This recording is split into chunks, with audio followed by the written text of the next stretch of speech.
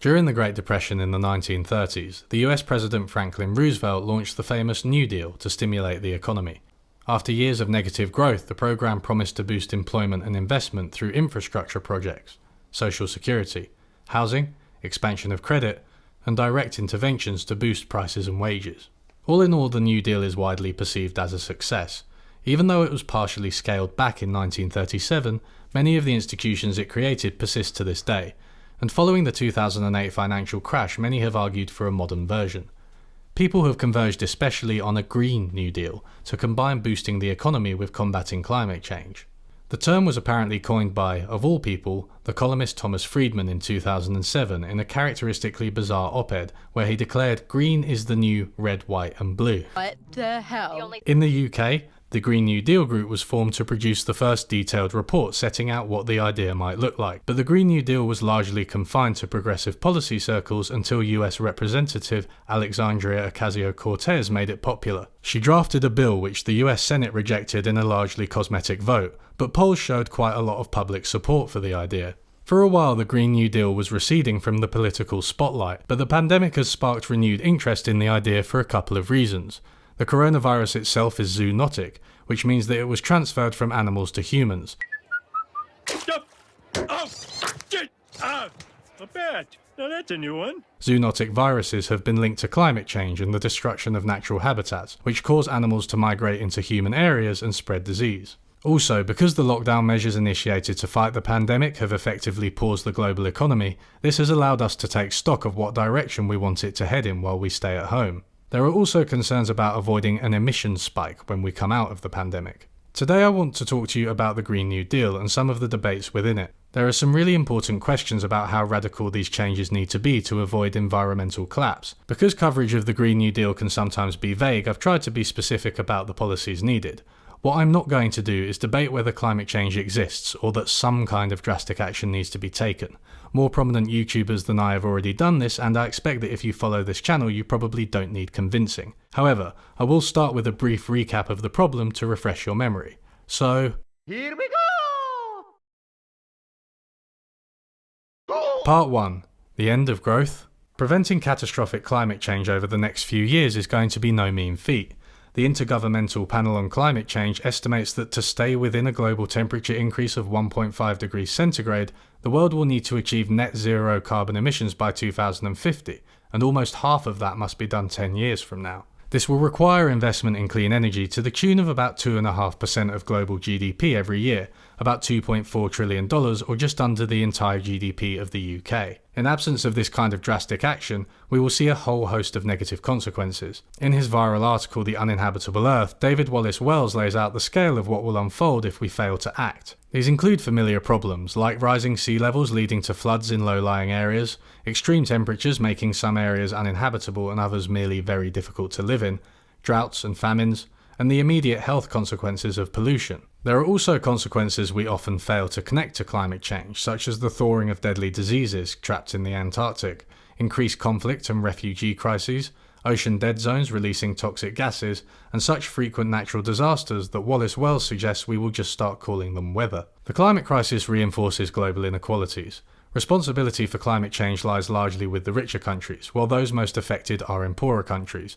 The emissions and resource usage of the G7 group of rich countries is roughly twice that of the rest of the globe, but it is poorer, tropical countries that may be rendered uninhabitable. Something similar is also true within countries, with the richest and whitest in my own country of the UK generally responsible for more emissions, mostly owing to private travel. The poorest contribute much less to emissions but live in the areas that are least prepared for extreme weather events. The need for protection of these vulnerable groups goes beyond hypotheticals. One major issue with the original New Deal was that it excluded African Americans from many of its benefits, such as housing and social security, feeding the segregation of Jim Crow and the low wealth of black communities today. The New Deal also bought into and expanded the male breadwinner model, primarily creating employment in typically male industries, such as construction, while women stayed at home, a vision which is surely outdated today. The question is therefore how to achieve zero emissions while ensuring that the richest bear the largest costs, the poorest and most vulnerable are protected, and any sexist or racist tendencies of the existing system are reduced rather than exacerbated. There are two broad camps within this debate, the green growthers and the degrowthers. Green growthers want to continue expanding the economy but make it environmentally friendly, while degrowthers think that the economy needs to shrink, or at least not grow any further, if we are to have any hope of staying within environmental boundaries. A good way to understand the argument of degrowthers is through Jevons' paradox. In 1865, the economist Stanley Jevons observed that although one might think increases in the efficiency of coal use lead people to use less, they actually backfire. Even when people get more energy out of each piece of coal, the reduced price leads to increased demand, so people use so much more coal in total that this swamps the efficiency gains. Degrowthers point out that over the years, we have almost never seen GDP growth uncorrelated, or what they call decoupled, from environmental indicators such as greenhouse gas emissions. The efficiency with which we use resources and generate energy continually increases, but so does economic activity, and with it the strain on the environment. This is essentially Jevons' paradox on a bigger scale. There are a number of ways countries can hide their emissions, and you have to watch out for them in these debates. One is outsourcing pollutive production to other countries, which is how the US and UK have appeared to meet their emissions targets, even though their consumption-based carbon footprint has exceeded them. A thorough report named Decoupling Debunked concluded that there was no empirical evidence supporting the existence of a decoupling of economic growth from environmental pressures on anywhere near the scale needed to deal with environmental breakdown. This seems like a strong argument against green growth, but the counter-argument is equally strong. There is no reason the correlation between GDP and emissions is meaningful because GDP isn't a measure of physical throughput, but one of market value. We've already seen on this channel that a lot of arbitrary decisions and value judgments go into producing GDP estimates, so it may not make sense to worry about this statistical monstrosity over more concrete environmental indicators. The past may not be a good guide to the future.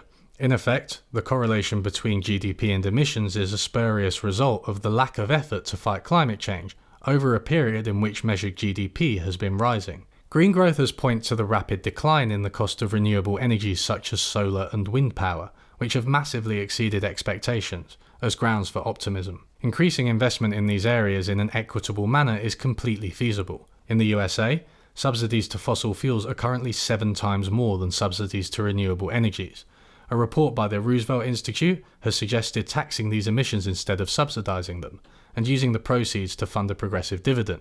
These taxes hit the poorest hardest, so compensating people with this dividend would avoid the kind of backlash we saw with the Yellow Vest protests in France. Regulation also has a key role to play.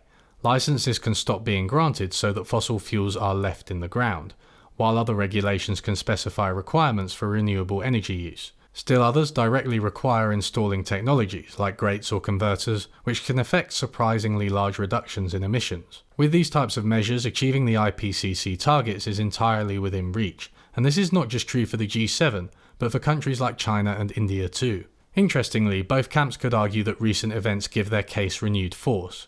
Green growthers believe the end of the pandemic will be an opportunity to push through much-needed green investment, while counteracting the downturn induced by the lockdown. For their part, degrowthers can point out that the pandemic and lockdown have shown that many of us can, well, just stop, and the world won't implode.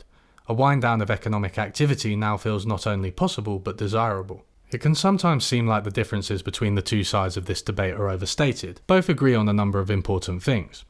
The need for massive growth in some sectors, like renewable energy and public transport, the concurrent need for pollutive sectors like fossil fuels, concrete production, meat, and cars to be scaled down rapidly or even phased out.